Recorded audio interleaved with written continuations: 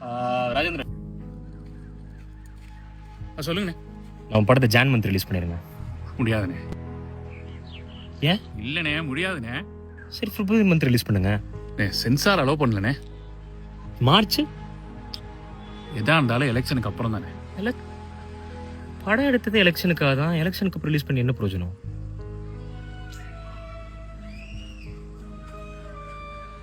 சரி, நான் சொல்ற மாதிரி பண்ணுங்க. ஒரு படம் உருவாகிறது எவ்வளவு கஷ்டம் தெரியுமா?